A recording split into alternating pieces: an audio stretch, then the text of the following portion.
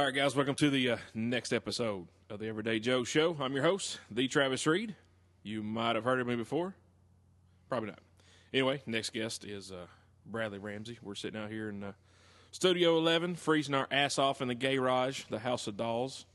So, Bradley, how you doing, brother? Doing great. As you said, freezing my ass off. It is freaking cold out here. Remember, all my sponsors, I would love some insulation. I don't know how to put it in, so I will need help on that. So, if y'all, insulation, beer, heaters, any of the above will be great, and I would greatly appreciate it. That way my guests won't freeze their off when we do this. So, sitting here tonight, I'm actually having another Kalik beer. Bradley has a Coke Zero. He is elected for that tonight. So, Bradley, I guess we knew each other damn near 20 years now. Well, you guys, your last few episodes have been talking about your 20-year high school reunion. I started hanging out with you guys your senior year of high school, my freshman year of college. So, yep, it'll be our 20-year anniversary as well, sweetheart. Oh, thanks. So, yes. So, where are we going? This is about as much as I can afford. Me too. I ain't got it, brother. I ain't got it. All right. So Bradley, we hung out there in high school, and he actually went on our senior trip with us, and he wasn't even in our damn class. And his little brother did too, and he was 2 grades below us. That was that was a good time. That was the U-Haul full of beer trip. Yeah, well, we take 21 cases of beer. I think I dug up the photo. We had 2 adjoining rooms, and I dug up the photo somehow of the one refrigerator was designated to nothing but alcohol. And the day that we stocked it and took the picture of it, and it's still around somewhere. And it was all gone when we left as well. They ended up buying 3 more cases when we were down there. That was pretty crazy. Not a one of us old enough to buy beer either. I looked old enough, but nobody else really did. And I remember carrying it up. We had the U-Haul behind Eli's Jeep, and I think me, you, Johnny, and Nicholas rode in my BMW. Yep. On the way down there. Don't get it twisted. It wasn't like a fancy BMW. It was a piece of shit 84, and I had 276,000 miles on it. Speedometer didn't work. Ran like a champ, though. But we took it down there, and there was 21 cases of beer in the back of that U-Haul. And we carried every single case uncovered except for the last case. I put it in my blue, I'll date myself here, Ralph Lauren Polo Sport bag. And I had it, and I was going up, and we went to the entrance. There was a guy that was walking in with like 3 cases, and the security guard stopped him. He was like, "Hey, where'd you get that beer?" He's like, "Oh, I got it in Alabama." Well, it's illegal to carry much, beer across state lines. And the little kid's like, "What?" He's like, "Yeah, I need to pour it all out." Oh my God! I'm freaking out. I'm like, frick, I'm 17. I'm just, nonchalantly go back up there, and then remember our the maid for our floor was a dude, and he saw us carrying it. He was like, "Oh, guys, please don't make a mess, please." So we left him presents every day, and he took good care of us, and we didn't act too much of a fool. I think I forget how many days we were there, but it was well into our trip. And the whole time we were there carrying beer up and down the stairs, out on the beach, hanging out by the pool, and a security guard stopped us one morning and looked in the cooler and said, "All right, who's 21?" And Eli just turned around and said, "He is," and pointed at me. He said, "Let me see your ID." I said, "Well, it's up in the room." He said, "All right, go get it." So I got in the elevator, went up to the room, and Eli just stood there. And finally the guy looked at it and goes, "He's not coming back, is he?" And Eli said, "Nope." And he said, "You're going to have to pour that out." Was that the same year we were at the Holiday Inn Sun Springs Resort, and then we were sitting out on that deck where they played all the music, and the security guard asked you, "What's in that cup?" You said, "Beer." "Get rid of it." "Okay." So you just killed it. And that's when Big Germ's stepdad was down there with us, and he looked over at Jerry and said, "I just told you, boy, there to get rid of that beer," and he killed it off. And Jerry said, "Yeah, okay." And the guy was just like, "All right, whatever," and walked off. You got rid of it. I don't see anything wrong with it myself. Was that same year? Well, that was July 4th of the next year. Mm-hmm. That's when I got my epic sunburn. Yep, that's when I was living in Murfreesboro. Yeah. Yep. Is that the time you won the air guitar contest? Like Dwight Yoakam? That is correct. Dude, that was 10 kinds of awesome right there. And I dedicated a song to you that year as well. You did. Yeah. Dick. Yeah. Yeah, old Dick Ramsey there. Appreciate that, buddy. But as I look at the Metallica posters on your wall over there, your senior year, the senior trip, that's when Load came out. We listened to it all the way back, and actually even semi-converted Johnny Lowry. Yes. Just a shade. I think one Mama said he liked. Yeah. But, hey, that's actually, better. on the last episode, we were talking about his music. Of course, he's a Prince freak. And he actually mentioned Metallica. His youngest son is a Metallica. He loves Metallica. He said Johnny would play R&B and and all Motown stuff around the kid. And his other two kids love it. He said Case and Little was just kind of like, whatever. And then he played like Enter Sandman or something. And Case was like, what is that? He's like, that's Metallica. Yeah. So now he is like all over. He loves it. So at least he exposed him to that early. Excellent. So Johnny's all right. Even he's a Prince fan, but I am too. I've got my boy already. He's and he knows the deep tracks too. Yeah. He was in. Of course, on the radio, if you listen to any classic rock station, Black Sabbath played all the time, and he wanted to hear Paranoid Iron Man. He wanted to hear Iron Man, so I put it in, let it go after Iron Man. So now when he gets in the truck, he's like, Dad, I want to hear Electric Funeral. And I'm like, oh, that's my boy. Yes. How many 5-year-olds know Electric Funeral? None. One. But yeah, he's slowly but surely getting there. Now, did you name him after Zakk Wylde? Yes. Well, we liked the name Zachary, and it went good with his middle, Zachary James. James is my father-in-law's first name, and we spell it Zakkary. Right. So I tell everybody he's named after Zakk Wylde. We liked the name, but we spell it like Zach in respect, Yes. out of respect. That's good respect right there. Actually, when I married Amber, she walked down the aisle to No Leaf Clover from Excellent. S&M. Yeah, I was like, yeah.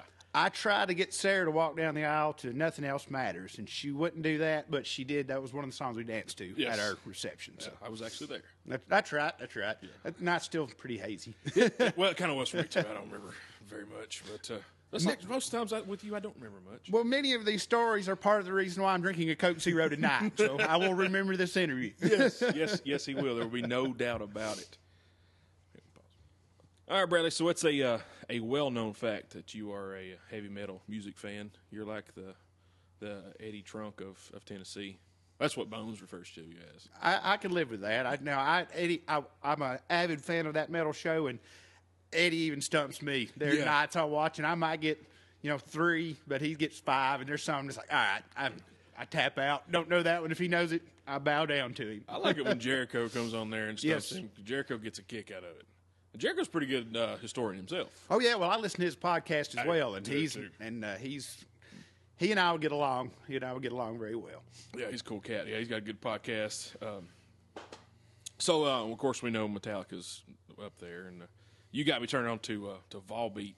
Yes, dude, I'm all over it. I got some of the guys at work listening to it. They're like, "Damn, man, this shit's pretty good." I'm like, my metal brother doesn't let me down, man. He knows his junk. So I like Volbeat a lot. I do my research before I pass it on.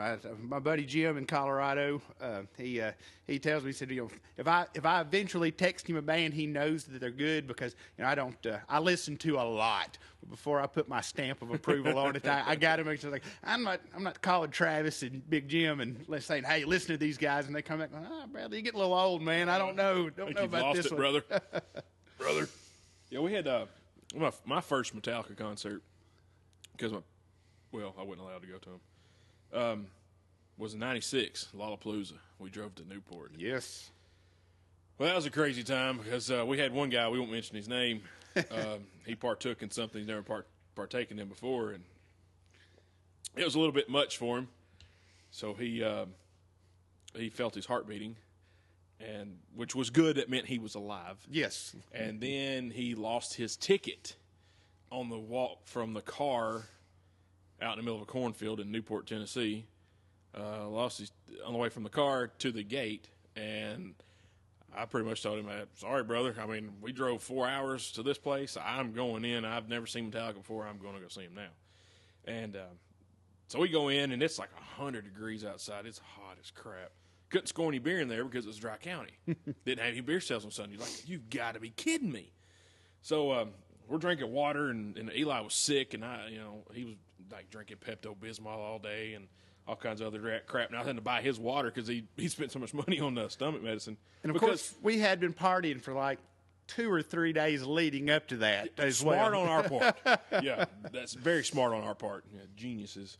And so we're getting there, and I remember it was like me, you, and Sean Moore, and I think Liz was there, and Eli and Big Germ, and it's like Stacy Hill was there maybe. Yeah, Robin Giltner. Yeah. Robin Giltner was there. It was a bunch. There was the usual crew from back in that day was all there. I remember I was standing next to Sean, and the Shaolin monks were on, and I look over, and here comes that guy who lost his ticket.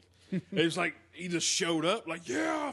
I'm like, how did you get in here? Was it the monks or was it during Rage Against the Machine? I think it was during the monks. Well, maybe it's just because I remember during Rage Against the Machine, you looked up and it looked like the whole field was moving. God. It was, and that was the first time I'd ever seen. I knew who they were, but I'd never seen Rage Against the Machine live. And that's the last time I got to see them. And I always tell people that if Metallica wasn't on the bill, Rage Against the Machine would have been the best show. Yeah, because they was awesome. Then remember when because Soundgarden, it was Rage Against the Machine, then Soundgarden, and then Metallica, and then when Soundgarden dedicated Black Hole Sun to Johnny Cash, it started raining as soon as he said it. I was like, dang man, that was freaking awesome. But that's the cool thing about live music. I was not a huge Metallica fan until I saw them live. I knew who they were. I owned the Black Album, and I think I had Master of Puppets, but didn't listen to it that much. Right. And I saw them at Starwood the summer before my senior year. Blew me away. And after that, I was sold. Did Ugly Kid Joe open for him that year? No, Candlebox. Candlebox. Same difference. Pretty, Yeah. Alice in Chains. The reason I went, Alice in Chains was supposed to open up. And then Lane Staley, of course, had his big drug problem, had to cancel the last part of that tour. And, Candlebox. Suicidal Tendency played before Candlebox, who, Robert Trujillo played bass for, who is now the bass player for Metallica. Yes. But anyway, that was their, kind of just a one last hurrah before they went on break. They'd been touring for 3.5 years on the Black Album. Had hardly any pyro, nothing. Just came out and played 2.5 hours of all their hits. And when I walked away from there, I was like, okay, I'm going and buying everything these guys have, and been a fan ever since. Yeah, it was me. I'd heard, stuff from Master of Puppets, and then, of course, one. And I was like, Lars kind of scared me when I was a kid. I'm like, this guy's kind of freaky on the drums. I realized he's like 5'3". I'm like, hey, don't scare me. But that one, that was an awesome song. And then, of course, Black Album, everybody loved it. And then everything that they put out, I like. I'm like Jericho. I don't care what they put out. I'm going to like it. Maybe not so much with the what was it, Lulu or whatever? Yeah.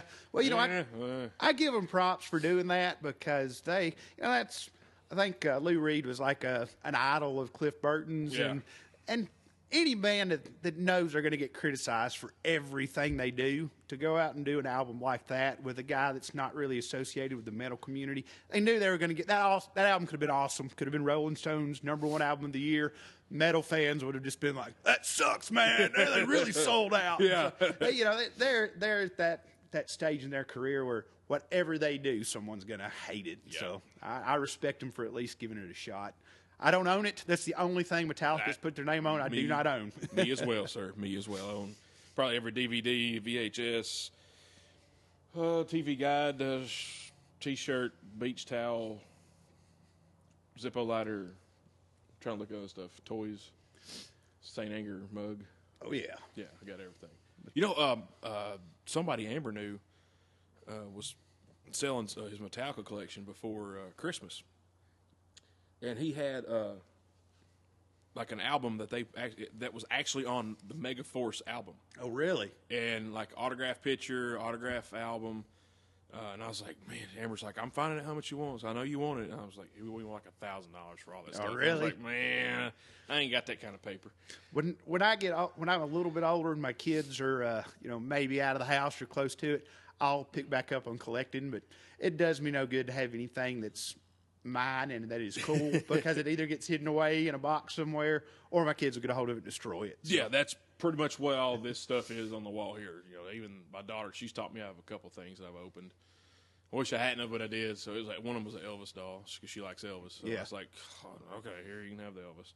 but she's not getting anything else in here unless she wants it. Then she probably have it.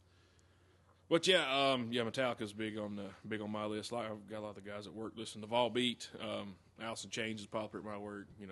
Although Lane's been gone a while.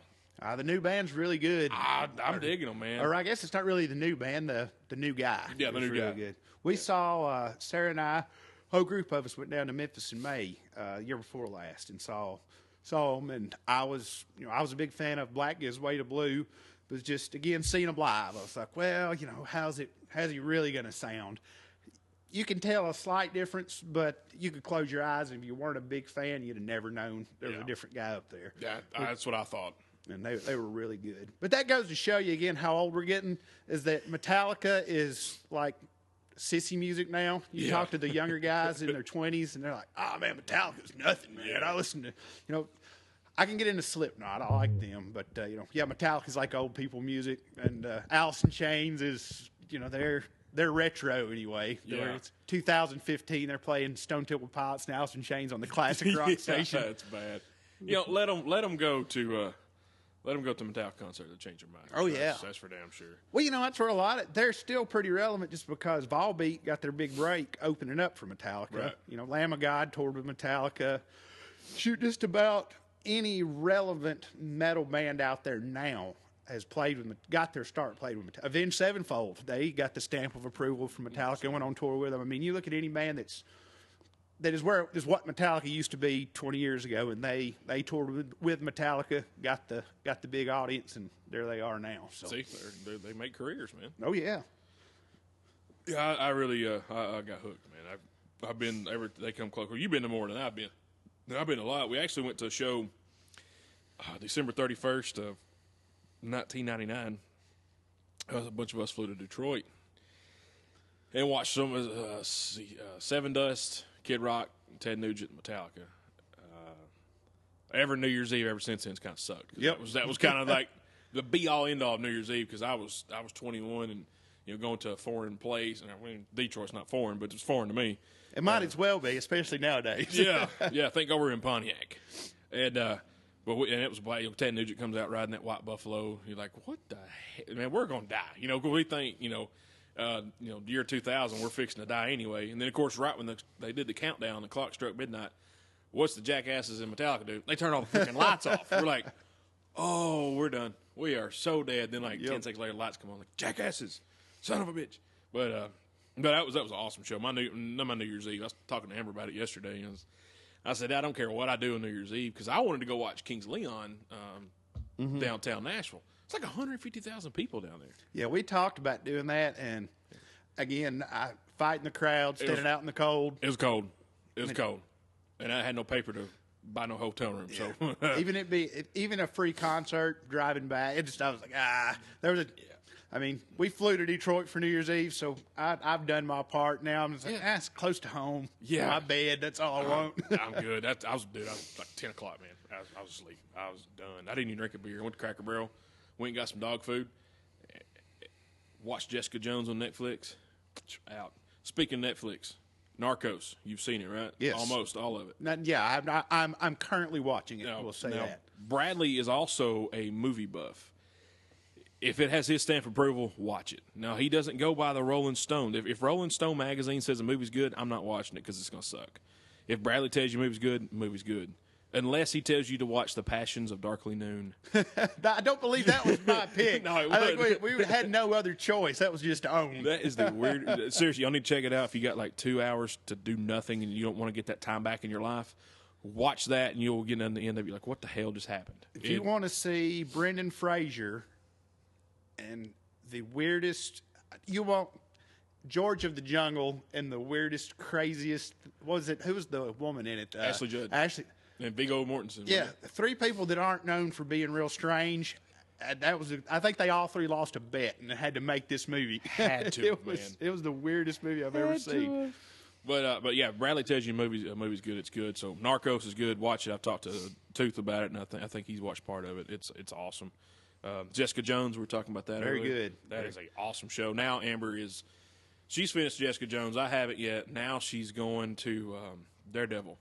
I really enjoy. I was pleasantly surprised with that one. I'm not Didn't keep up with Daredevil comic books much. Knew who it was. Did not care for the movie at all with Ben Affleck.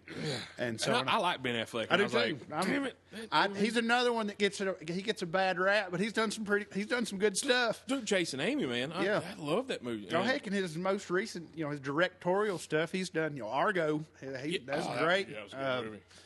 What was where they robbed the bank, The Town. Yes, that was really an good. Awesome movie. Yeah, I think he gets a bad rap, man.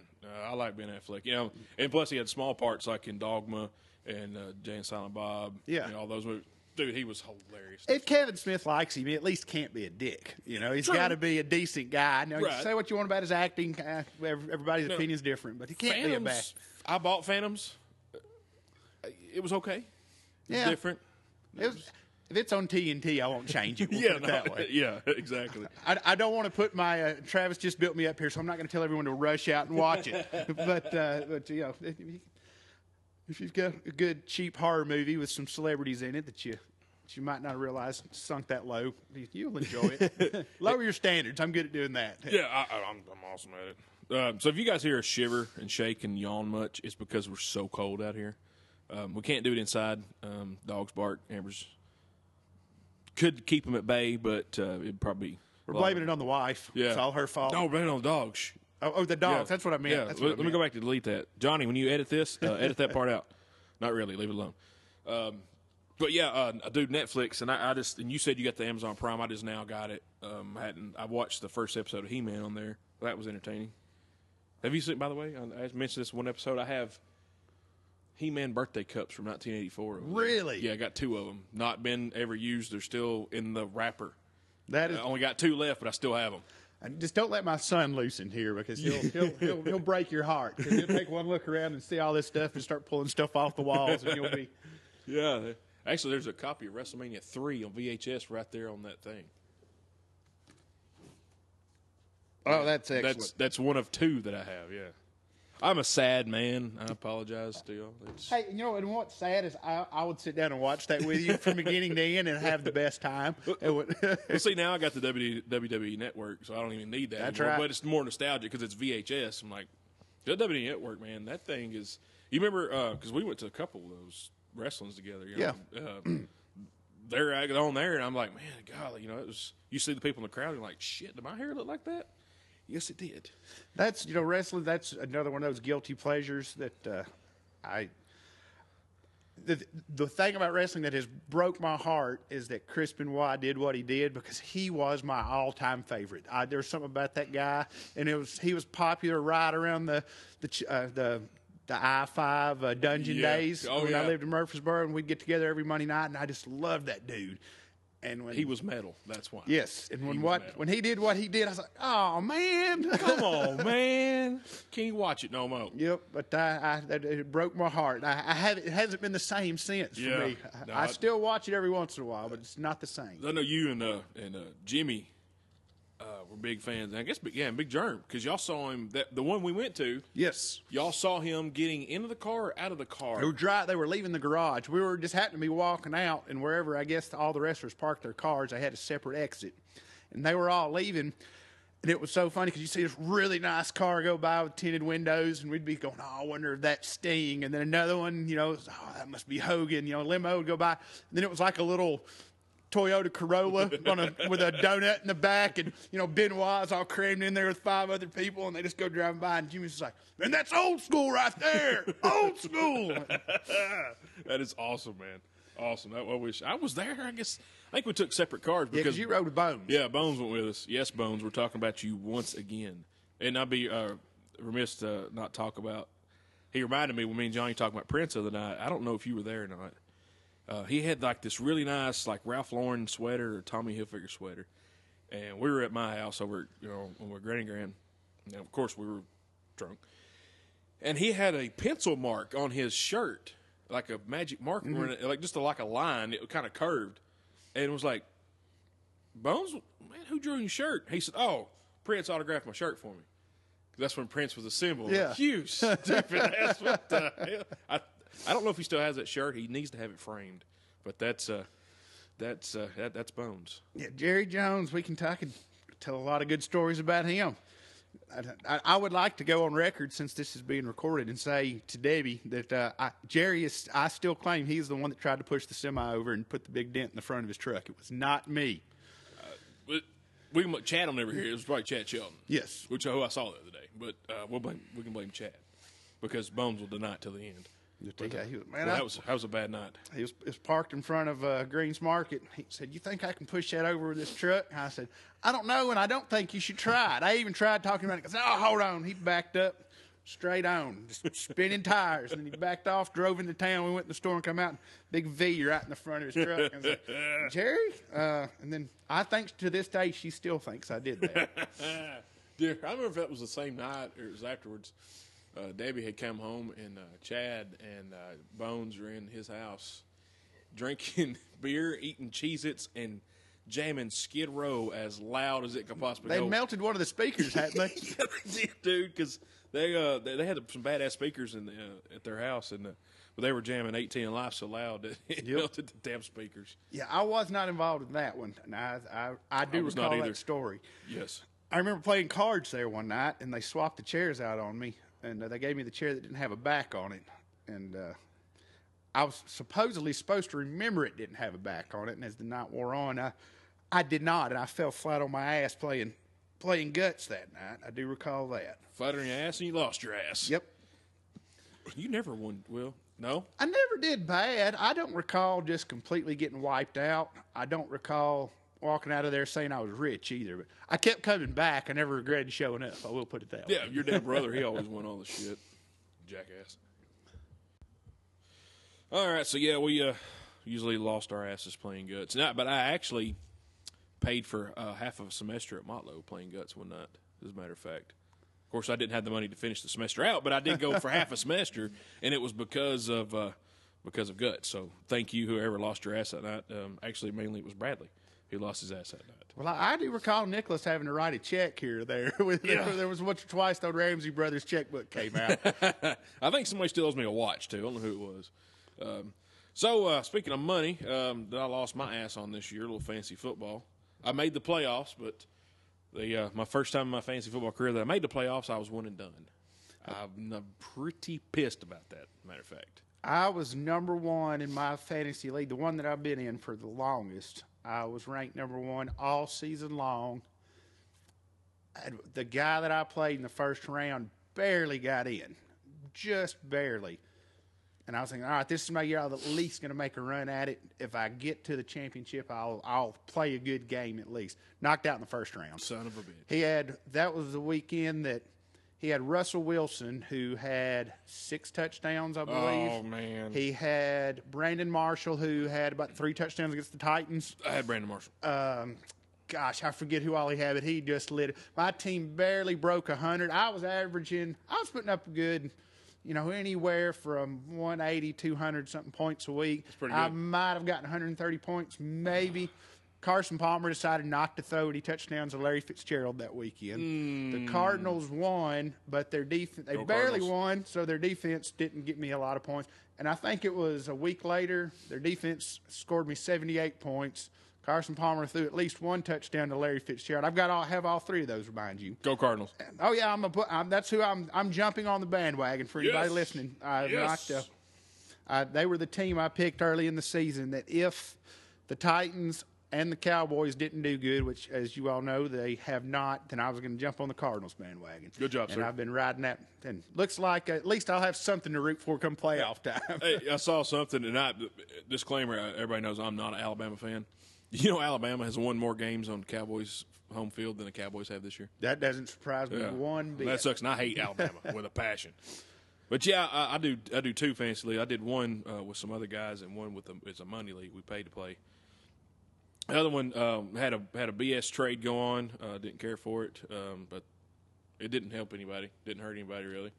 But I come in second, sucked, and then my money league. I was second all year long, and then I had Marshawn Lynch got hurt. I got Chris Johnson with the next to last pick in the draft, so I was just going to be a keeper for me. I mean, I had 1 or 2 more good years. Chris Johnson got hurt. Then Devontae Freeman got hurt. My quarterback situation all year long has sucked, and I backslid into the playoffs lost my division lead. All downhill from there, man. Sucked. And then the guy who won had the balls to start Kirk Cousins the last 2 weeks. Dude put up in our league, put up 40+ in both weeks. I'm like, dude, that took some nuts. Just to show you how crazy football, how injuries have been this year, Lee, in the No Pretenders League, Lee Cox won the league with Tyrod Taylor as his quarterback the last 2 games of the playoffs. I always wait. And I picked up Bridgewater. Of course, he sucked at the beginning. Now he's doing all right. But the guy who had Kirk Cousins, he dropped Matt Ryan. And I was like, I'm going to pick up Matt Ryan, just in case. I mean, he may have a breakout game. And then this guy picked up Kirk Cousins. I'm like, dude, you're an idiot. This guy's always good. And he ended up winning the league with Kirk Cousins. Like, yeah, who's the idiot now? Apparently me for picking up Matt Ryan. Yep. But fantasy football, dude, so freaking addictive. And a lot of it has to do with luck. Oh, yeah. Not Andrew Luck either. No, not this year. No. It's blind. A lot of it's blind luck. Everybody's like, "Oh, I'm so good at it." You're lucky is what you are. You're not good at it. You're lucky. That's how it is. Yeah, you have to draft well. You have to make sure you don't take one guy too early and one guy try to wait on another guy.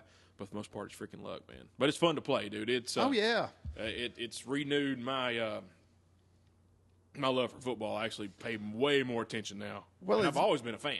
Well, there's anybody that spent any time with me back in the day knows I was never a huge sports fan. No. If you had Sports Zero on Grand Grands, I knew enough to be interested. UT was playing, I'd watch it. Titans came to town, I'd watch them. I got into fantasy football, and the fact that I even know who Tyrod Taylor is, or that I know that Duke Johnson was that I know who these players are should amaze anyone that's known me for a long period of time. Yes, Bradley knew music, movies, back roads, and beer, and that was about it. That was about it. That was I remember he had an MTSU hat because he went to school there. He had a Cowboys hat. I think he had a Tennessee hat. It seemed like he had a Eastern Carolina hat. That was the extent of his hats. Eli gave me the Eastern Carolina hat, but I don't know where he got it, but he gave it to me and it fit, and I wore it. And the Cowboys, now I did keep up with the Cowboys from a pretty early age because my dad, he was always a big sports fan, and I remember watching the Cowboys beat the Redskins on Thanksgiving Day, and it turned out that was the only game the Cowboys won that year. And that was when they had 8. That's right before the ball started rolling. That's probably 89 or 90. Whatever. And for whatever reason, I was just like, okay, I'll keep up with these guys. I didn't know they were America's team. They didn't know their history, knew nothing. I was just like, all right. And they were always on TV. We had 2, 4, 5, and could barely pick up Fox. And so they were always on TV, too. So it's kind of like if you grew up around here in the Braves. They're always on TV, so you kept up with them. That was I always try to ask the people on the show who are sports fans why they're fans of their team. So that's all. I'm glad you kind of shared that with us because I asked Johnny about it because he's a Raiders fan, and he told me why. I know why you're a Cowboys fan. There's a lot of Cowboys fans around here. Now, there's some of them that are bandwagon from the the Aikman and Emmett and the Michael Irvin days, but there's some that have been Cowboys fans for years. So I just like to know why. I'm a Cardinals fan. I've been a Cardinals fan since about '96. I guess it was. Just kind of like their draft. I didn't have a favorite football team, and I liked Andre Wadsworth, Simeon Rice, and then they got Jake Plummer, and I was like, man, and Pat Tillman. I was like, you asked to know who Pat Tillman was before he died. I know exactly who he was. Played for Arizona State. I was like, man, I like these guys. I'm going to go with these guys. And because it was different, because everybody was like the Cowboys or the Steelers or the Eagles. Yep. And I was like, I don't want to be different. I'll be, somebody else. And I thought they'd be good. And shit, I was wrong. But they're good now. They're having a damn good season. So it's been they stomped the Green Bay the other night. Yep. Oh, my God. I told a customer the other day, he's from Wisconsin. He had a Green Bay shirt on. I was like, he said, Green Bay ain't got a chance Sunday. He said, oh, yeah, they're playing the Cardinals. I said, I know. That's why I don't have a chance. He goes, don't even worry about it. Not sweating it. We're going to win. Well, he come in Monday. He didn't have much to say. Yep. He's like, oh, they just didn't show up. I said, no, they got their ass whipped. That's what happened. They stomped the mud hole in their ass and moonwalked it dry. That's what happened. Oh yeah, well, the Cardinals are.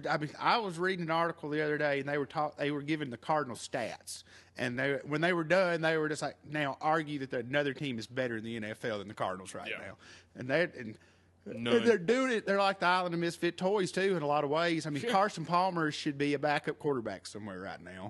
Larry Fitzgerald, for a receiver, he is an old man. Yes. Chris Johnson is, I mean, did they laugh him out of the Jets organization? Did he even Pretty do much. anything there? And then he got shot this summer. And then at some point, I saw about halfway through the season, at one point he was the third leading rusher in the NFL, and everybody had written him off. And those are the name players right there. You can go through. There's a long list of guys that They signed Dwight Freeney, who's 108 years old, and he had like 6 sacks the other day. So it's that just shows you in the NFL, man. You never know the right person in the right system. Yep. Man, and then also I was thinking about this the other day. I wonder how many guys that retired early or never got another shot could actually had done well in another system had they went to it. Yeah, it makes you think, man, how this person's career could have been longer. This person's career could have been different if they've been in different. And once again, it comes back to luck. And look at Kerry Collins. I mean, where was Kerry Collins? And then he comes to the Titans, backup quarterback for the Rookie of the Year, 13-3. A missed field goal or a fumble away from probably going to the Super Bowl that year, in my opinion. They'd have beat the Ravens that game. I didn't see how they couldn't have at least gotten to the Super Bowl. He's like this, like 6th, 7th, 8th leading passer in NFL. Really, I did not know that. Yeah, he's like top 10 or something like crazy. It's up there. I'll get the research team on it. Well, yeah, I don't have a research team. Johnny, when you edit this, figure this out. You're supposed. We'll get Lee Cox. He'll listen to this. He can tell us. Lee, tell me. Seriously, he's like top 10 because when they said it, I'm like, there's no way. Because I remember Kerry Collins playing for Penn State, and then going to the Panthers, and then the Giants, and then it's like kind of faded out and had a drinking problem and all this other stuff. But yeah, he racked up some yards. I had no idea, which that's pretty cool. Yeah. This. Not saying he's a no name, but.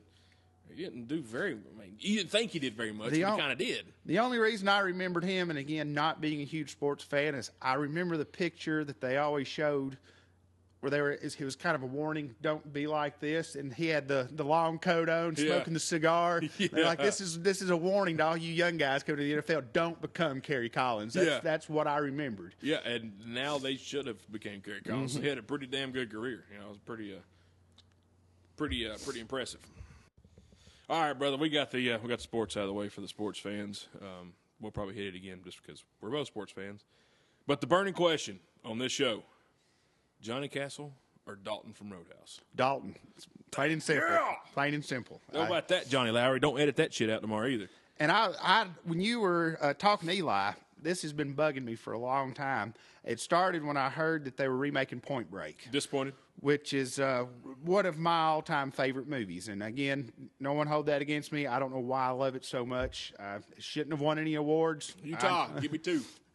Oh, gosh, I can quote that movie from beginning to end. Don't even get me started. When I heard they were remaking that, then I got to looking into it, and there's an epidemic of Swayze remakes. They remade Red Dawn, nowhere near as good as the first one. First one wasn't that great looking back at it, but they remade it. Remade Point Break. They are remaking Roadhouse, and Ronda Rousey is playing. Now, no, I'm not sexist. No offense to Ronda Rousey.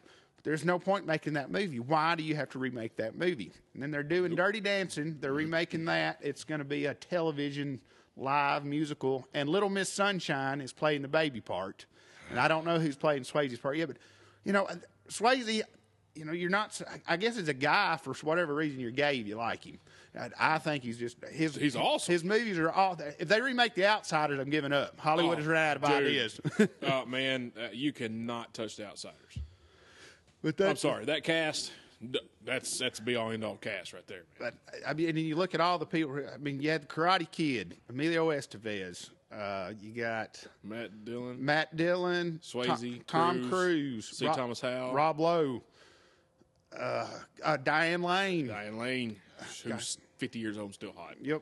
And that was, Francis Ford Coppola. That was one of his first movies. That's just a classic. When they remake that, I'm done. They're against Swayze.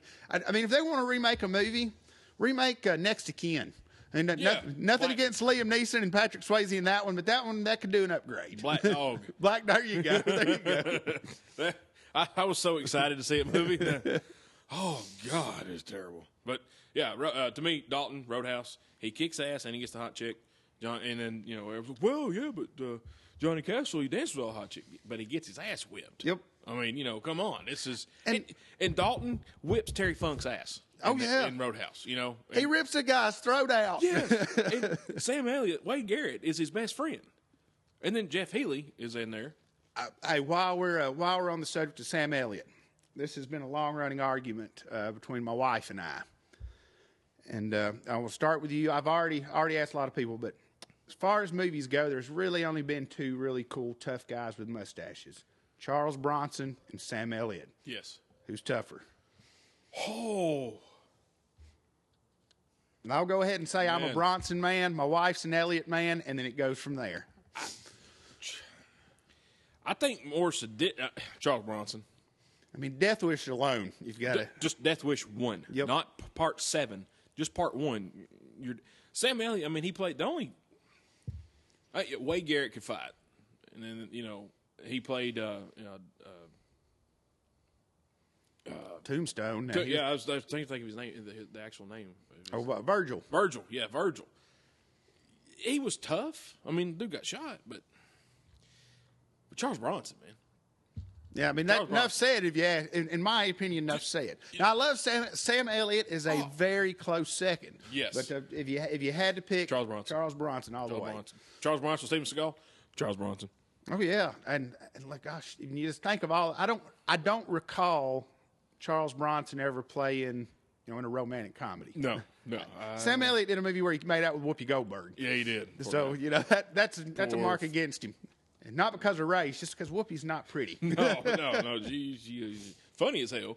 Oh yeah. But not pretty. When I went to Florida, the state health inspector, his name's Charles Bronson. Really? Yeah, I was kind of scared to even pee in the bathroom down there. They might get shot by Charles Bronson. There's an interesting movie that Tom Hardy made called Bronson, and it's I've seen it on Netflix. It is now. It's different. Again, not putting my stamp of approval on it, but it's about a guy that gets he's got mental problems. Yes, and he basically channels the ghost of Charles Bronson, and it's crazy. Tom Hardy does great in it, but it's a weird movie. That's one of those. If you got a couple hours where you don't. If you want a waste of your life, go ahead. If you got Netflix, it ain't costing you nothing. Start it. If you don't finish it, no big deal. Yeah, you're not out anything. That's good. No, but I'm with you, dude. Bronson. I'm with you. Dalton for sure. That's kind of hands down. I don't see what the argument is really. Nope. And again, as men, we're really not supposed to admit that we like Dirty Dancing. No. We watched it because. Well, see, I watched the high points of it, and then I said last episode I went to the play with Amber. She wanted to go. I was like, okay, I'll go with you. And I was like, man, that's pretty damn good, So I get home and it's on Netflix, so I'm watching it on Netflix. Well, it's not a bad little movie. It's okay. No, it really isn't. It's kind of like Footloose though, where. When you really take a step back and look at it, there's a lot more going on in the world now where dancing can't really be made out to be that evil. No, like the outsiders dance, they dirty dance. Yeah. And in Footloose, the kids are fighting the town to have a dance. Yeah, both classic I just movies. Want to dance, but looking back at them now, it's like, that's kind of it's really an '80s topic. yeah, it is. But good movie. I like Roadhouse better. Dalton definitely. It's just my humble opinion. And what was his girlfriend's? Kelly Lynch, is that who played his girlfriend in the movie? She was the doctor that he falls in love with. That's really the only good movie I've ever seen her in. I think I've seen her in a handful of other things, but that really, if you look back on it, other than Sam Elliott and Patrick Swayze, I don't think anyone else went on to have stellar careers. No, in that because movie. I mentioned Terry Funk. He got his ass whipped in that movie, and then I watched over the top the other day, and he whipped Terry Funk's ass in that movie. Yep, that sucks for an NWA world champion to get his ass whipped in 2 movies, but. I want to know also, speaking of wrestlers and movies, why did Stone Cold have to be a bad guy in The Expendables? Couldn't that? I mean, because I think Stone Cold, anything I've seen him in, he pretty much plays himself, but he does a really good job at it. He was a bad guy in the remake of The Longest Yard. Yeah, because I want him one time to get to be, at least the sidekick to the good guy. Yeah, he doesn't have to star in the movie, but at least get to be, the good guy. I agree because I was a fan of him anyway, and I like some of these little B movies he's done. They're actually pretty damn good. I like the one where he dropped on an island. The Condemned. Yeah, I like that. I That's a thought good that movie. was good. I don't know.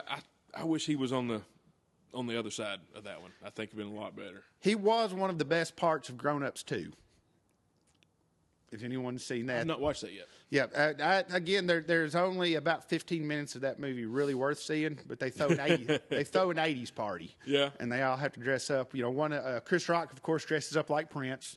And there's a whole, that's the 15 minutes of that movie, or the 15 minutes in that movie are the best, but The Rock, or the Stone Cold plays kind of the bully that Adam Sandler was always afraid of. But he has a nice little turn there at the end that redeems himself. Have you seen John Cena's in that new movie with Tina Fey and the other chick? I have not seen Sisters. Yeah, and Cena's plays this big, humongous dude, of course, and Tina Fey's walking by, and apparently they're gonna hook up, and she's like, "I can't wait to be with you. Hey, what's your safe word?" He said, "Keep going." That's not a good safe word. It's just for Cena's sake. What's going on here? From what I understand, I have not seen Trainwreck either, but he has a very awkward sex scene with Amy Schumer. Really? And it was literally, Entertainment Weekly had it ranked as the most awkward sex scene of the year. My buddy Curry saw the movie, and he said it's hilarious. I like Amy Schumer, man. She's freaking hilarious. Speaking of movies, you seen Star Wars yet? Yes, I have. What do you think? Thumbs up. Dude, me too. It blew away the prequels. Yeah, and the thing is, once again, I like the Metallica thing, all the stuff they put out, I'm a fan. The Star Wars prequels, I was a fan. I liked them, but this one, I think, Episode 3 was my favorite of the prequels. This one, man, this one's good. We won't give any spoilers out. The thing with the prequels, I grew up with Star Wars. I can remember my parents taking me to see all 3 in the theater. And so when the prequels came out, I was excited. It was a nice little throwback to being a kid. Special effects were phenomenal. Seeing them for the first time, when I walked away, I was not disappointed.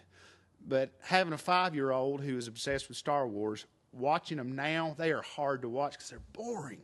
Yeah. The fight scenes, the action sequences, great. Special effects, great. But those long periods of time where they talk in that Star Wars dialogue, and they're not saying anything other than, "We have to go find so and so." Yes, master, and that's it. They are killer to watch. Hope's favorite episode is Return of the Jedi. She watches it nonstop when she's here. That's the only episode she watches anymore, and it's on repeat on her DVD player, or her Blu-ray player, constantly. Like, oh Lord. Well, did you know that George Lucas, he took very little money to make those movies, but he got a huge chunk of the merchandising rights. And so the reason in the Return of the Jedi, where do the Ewoks live? Endor. That was supposed to be the Wookiee planet.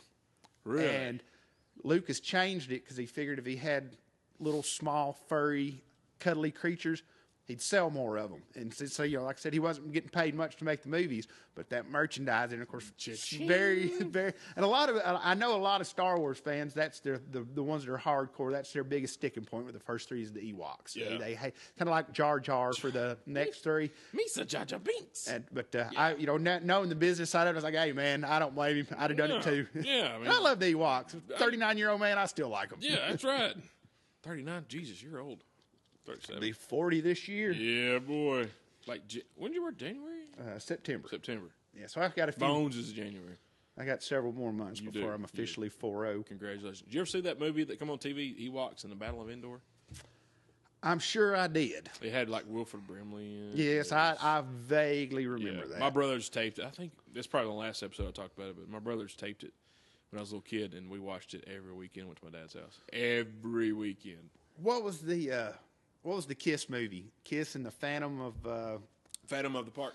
That's one of those that I watched. It's in that tote right there. It's one of those watched as a kid, thought it was awesome, and then as I got older, didn't hold up. It's bad because Ace was so trashed, and he kept forgetting his lines. They had to dub everything he said. Actually, it's in one of those totes. I had that movie, actually, on VHS. It's, once again, one of those... Bradley, we don't have a cough button. No, it's all right. Okay. I don't care. They're sitting through almost an hour of me sniffling through this thing, so one cough's not going to upset anybody. The tens, and I mean tens of people that's going to listen to this ain't going to care either. Don't worry about it. I'll go ahead and apologize to Jessica because I know she will make fun of me. You sniffled and laughed the whole time. Jessica, you be happy. We're talking about wrestling. I hear you're a wrestling fan. That is correct. Good on you. Good on you. She knows more about wrestling than I do. You and her could have a very, very long conversation. We I would probably almost guess. They live in Or almost Chattanooga bet. now, right? Yes. Well, crap. In the next pay per view, I'll invite them.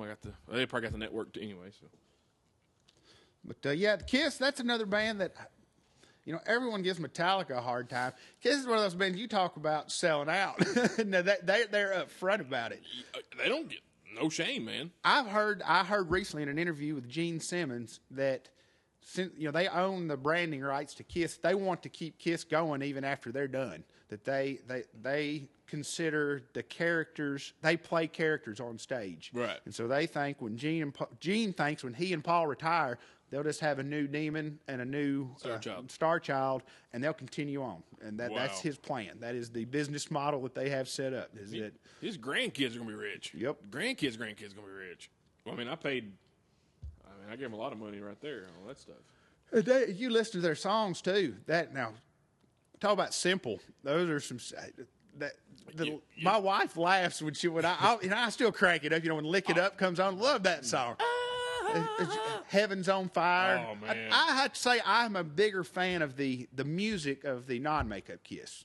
I thought they put out some really good music. Yep. That Revenge album, that's probably the only album I would argue with anybody that it's, musically is a pretty good album. Yeah. Now Ace could play. They've always had a good guitar player, but nobody's going into the Hall of Fame because of musicianship in that band, except maybe for Ace. Yeah. But they defied the odds, put on some makeup, throw out some pyro, and make millions of dollars. They're smart. I like the Unplugged when they did I Still Love You. Yep. Dude, man, Paul Stanley, when he holds that note at the end, jeez, dude. They have a whole album. Crazy. There's a whole album out of just Paul Stanley stage rants of just his when I come to Texas, I like to get me a steak and sing Detroit Roxy. But there's a whole album of just his rants. I gotta get that. Nashville. He plays with his hair when he plays his guitar. They said, and it was fine with me because it's hilarious. I love it. They said that I was listening to Jamie Jostin from Hatebreed has a podcast, and he was talking to a comedian. There's a huge guy, Craig Gass, does a killer Gene Simmons impression. Really? And Craig Gass was talking about seeing Kiss in Texas, and Paul Stanley said, Texas is known for two things: their steaks and their women. And when I get out of here, I can tell you one thing I'm getting is some meat. And everybody in the audience was kind of like, what? And he was like, no, wait a minute. He's trying to backtrack on what he had said. Wait a minute. Talk about steak. They said Skid Row, when they toured with him, they would give Paul Stanley a phrase, and he had to work it into one of his rants each night. And Dave the Snake Sabo said one night they just said they were all running behind. They just hollered at Paul and said, Paul, diaper fight. And Paul Stanley goes out and before whatever one of their songs, he says, it's getting pretty rowdy out there. Everybody calm down. I don't want to see no diaper fights in the audience. But apparently they have a really good sense of humor about themselves too. That's good because you wouldn't figure they would. Craig Gass was saying that he used to be on the Stern Show, and he does a lot of impressions, but Gene Simmons was the one that got him famous. And that Gene would come on the show, and Craig would come in the studio, and Howard would be interviewing the real Gene Simmons, and Craig would just interrupt as fake Gene Simmons. Yeah. And he and Gene got to become friends. So now he does all the Kiss cruises. He's kind of like the comedian on all the cruises. Oh, that's awesome. But he said he did a deal one time that they had the second day of the cruise, he got over the PA system as Gene and he does a Paul Stanley too. It is as Gene and Paul, and said that. Not to alarm anybody, but the ship has hit an iceberg. But don't worry. Kiss has you covered. We are offering 3 different packages to get you off the ship. The platinum package for $100,000. You will have your own personal life raft, and Gene or Paul will acoustically serenade you as we get you to the bed. And I said there were people that took it serious. He goes, "We're in the middle of the Bahamas. There's not an iceberg in sight." He said people are running up going, "Are they really going to make us pay to get off the ship?" Oh my God.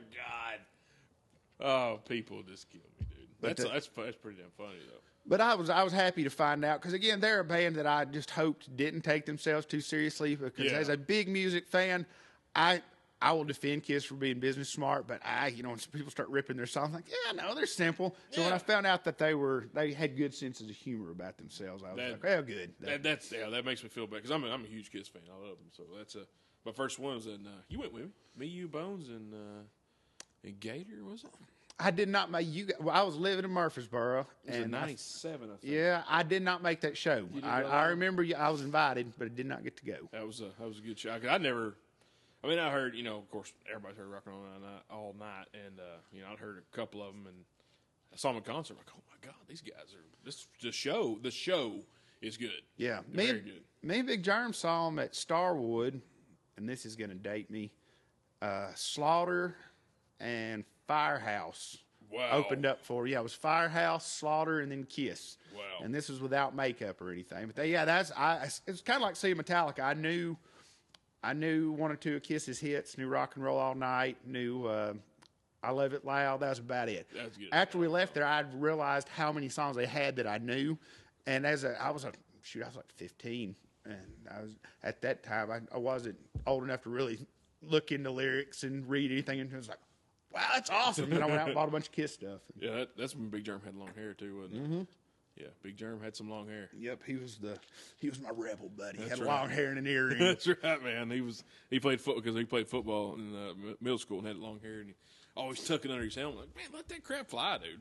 Yeah, Big Let it Germ. fly. I have to credit him with expanding my musical horizons because when he and I met, which I've known Big Germ since 6th grade. He's my oldest friend.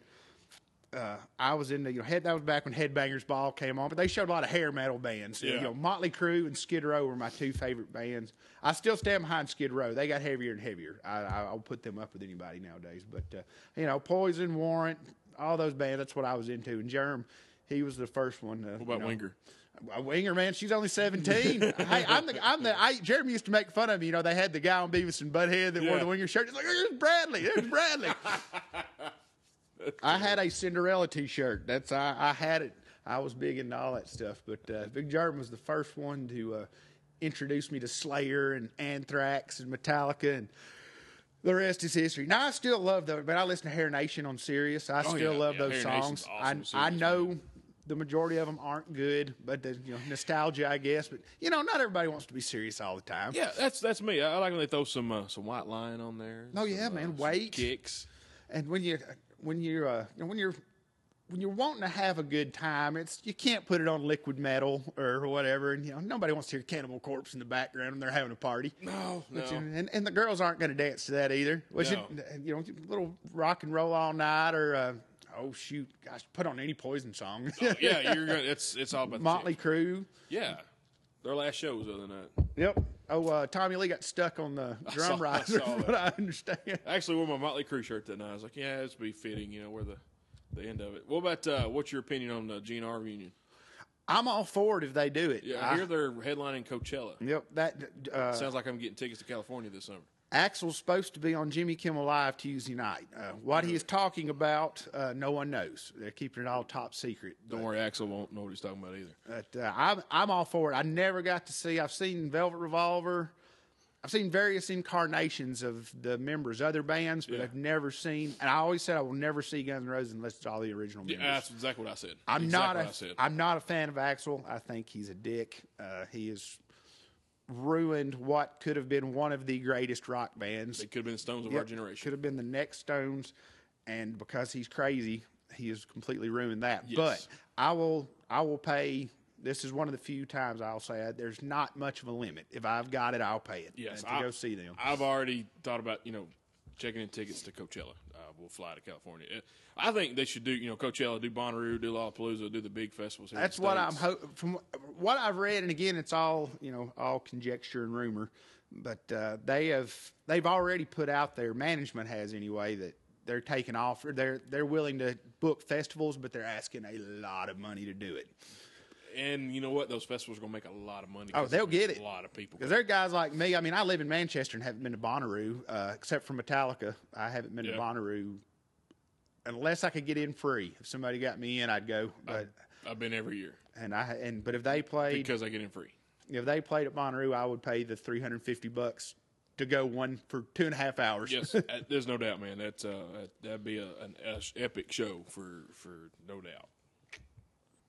So, dude, we gotta mention Lemmy passing away this past week. That kind of sucked. Yeah, it's been a crazy year just in the last 2 months. Lemmy died, Scott Weiland died, and we're on I think this year was the 10-year anniversary of Dimebag getting killed. So it's been a rough year, but those guys. They ran hard and lived the life. I know Scott Weiland's probably more of a cautionary tale, but Lemmy, 70 years old, doing what he wanted to do right up to the end, and then just going to sleep and not waking up. I mean, hey, doesn't get much better than that, in my opinion. No, we got the pleasure of seeing him in Nashville about 10 years ago, or no, about 5-6 years ago, and when he did that part of that documentary, he showed up unannounced that we didn't know. At Metallica, and Wynonna Judd walked Metallica out, which I thought was kind of crazy. But we got to see Lemmy. That was pretty neat. I thought in my book it was pretty cool. That was my wife and I were going to fly to Colorado the next day to see my good buddy Jimmy, and so but we had to go see Metallica the night before. Had to be at the airport the next morning at 6 a.m. We're like, it's worth it. We can't miss Metallica. And then, of course, Lemmy comes out. It's like, oh, Jim's not going to believe this. And that's how cool my wife is. She recognized him before I did. We were probably as high up as you were. I saw your picture on Facebook. And, all of a sudden my wife goes, Lemmy! It's Lemmy! I was like, no way! And sure enough, that's when they announced him. And I was 2 rows behind Big Germ. Just luckily, I looked, this is Germ. And we talked for a minute. But that was the only show I believe that he did with Metallica that year. Yeah. And I've always wondered what the hell he was doing in Nashville, because I watched that documentary and I don't recall him explaining why he was there. I know they show him walking out on stage, Lemmy in Nashville, Tennessee, but they don't say why he's in Nashville. Yeah, I don't know either, but I was glad. Oh yeah, that was awesome. Cool with it, I was just curious. I know Nashville's become a hotbed for hard rock and metal guys to come and record, but I don't recall ever reading that Lemmy and Motorhead did anything down here. He and Garth Brooks' duet hasn't come out yet, so I don't know what he was doing here. But it may be coming out next week. And yeah. Death there. All right, we're hitting the hour mark here with Mr. Ramsey. I'm going to share a nice little story with the tens and tens of listeners. We were picking up Johnny from his girlfriend's house in Tullahoma. We've been to the movies. We might have been a little intoxicated. I know I was. I'll go ahead and say it. I was definitely 2 hours after a movie. I was still. Yeah, I was still. Bradley was driving, so we're driving down the back roads, or not the back road, just kind of a side street in Tullahoma, and we're going through a yellow light, and we tell Bradley, "Dude, yellow light." So we're going like 30. So Brad's like, all right, I'll stomp it. And he speeds up to 35. We made it through the light, but just somebody telling us, okay, I'll stomp it, and he goes 5 miles an hour faster. Bradley, it was courageous of you. Oh, well, that was me. And once again, I mentioned Scott Weiland was a cautionary tale. These stories, kids, that you're hearing, they should be cautionary tales. We were all very, very lucky that we got in as little trouble as we ever got into. Oh my God! I will not recommend my child do any of the things I did. I don't recommend any children do anything that Bradley's done. Now, me on the other hand, I was an angel. Yeah, Travis was a saint. Yes, he graduated with honors the year I met him. That's right. Yeah, no, not hardly. Just no. But that was crazy. We was like, go Bradley, go, and he speeds up like 5 miles an hour. Like, way to go, Bradley. You really pedal to the metal, brother. Those were the good, the hoopty. Yes, the big '84 Caprice Classic. Yep, that was that. I would drive that car today if I could find that make and model. I thought it was horrible at the time. I was like, I got to drive around this big metal beast. Now I would take it in a heartbeat. Dude, that was the best backroads cruising car ever. But you could comfortably fit 6 people in the car. No doubt. 3 in the back, 3 in the front, a cooler in the front, a cooler in the back. You could also put a keg that wasn't ours in the back as well. And people who thought we stole it not see it. Not see it. With the dome light on. With the dome light on. All doors open. But How yeah. dumb was God almighty. And me and you know, the sad thing about that whole story is that Johnny and I were the ones that carried it to the car. And we are probably the skinniest, weakest two of the entire. We got Jimmy Lovelace, Travis Reed, Brad Gallion, Big Germ, Sean Moore, and Johnny Lowry and Bradley Ramsey are the ones carrying the keg to the car as fast as possible. A couple guys get a bench press about 300 pounds right there, and you and Johnny were the ones that carried. And following the whole, I would fall and drag Johnny, or Johnny would drag me. He'd fall, I'd drag him. Everybody else just sitting in the car watching. No one decided to help. I was, I think I had to go to the bathroom. That's I was in the bathroom maybe. But I have no idea where it was. I remember that. Yeah, we might have confiscated a keg of beer from a fraternity that wasn't ours, and so the two smallest guys carried it to the car. We really don't know why. I think the two smallest guys had probably bigger balls than we did. But when it got to the car, we put it in the back seat between two guys, and the said people that we stole it from were checking our car. So they opened up the door, and the dome light came on. And so a big, shiny aluminum keg started shining. It was sitting right in between me and Jimmy Lovelace, back seat. And they didn't see it. They let us go. I said, sorry, guys. Y'all can go. Yeah. Well, remember they said, pop the trunk. Yep. And Jimmy and whoever's like, oh, okay. And so they popped the trunk. No, you're good. All right, cool. And so we had free beer for a day or two. Well, like a day. We drink a lot. Yeah, Brad, let's see. Brad Gallion was driving my car. Let's just back up. We'd gone to a fraternity party. One of our group, or someone that was with our group, got into an altercation. We were asked to leave while everyone in the fraternity was out in the front of the house.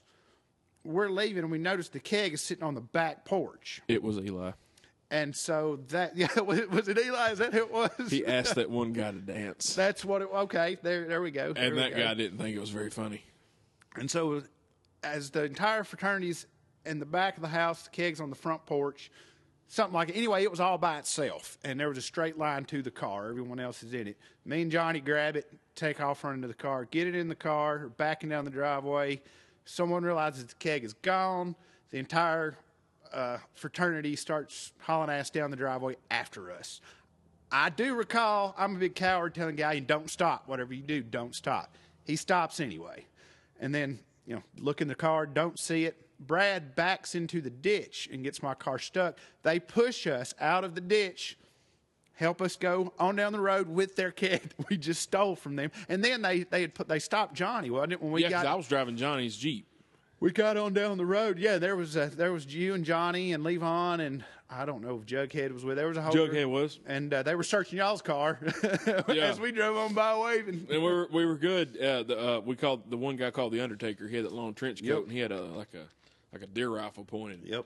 And somebody told him to stand down, so he put it down, and that was probably the dumbest thing. Well, not the dumbest. That was one of the dumbest things we ever did. Yeah, there is a long list. Once again, I had a good time, but I could never go back and live like that again. No, we would definitely get in trouble with it. Next time Bradley's on it, we'll probably dig up another story. We shared several. We were kind of all over the place on this episode, but you know what? My show, we can do whatever we want for the tens and tens of people that listen to it. What you got, Brad? Oh, I was going to say I lived with Johnny and Eli for several years, so I've got plenty of stories on them, and they have plenty on me. Yes, and we told the story of the pork, the baked beans getting up when you're I-5. Yes, getting somehow the gravity had pulled them up to your neighbor's door that lived above you.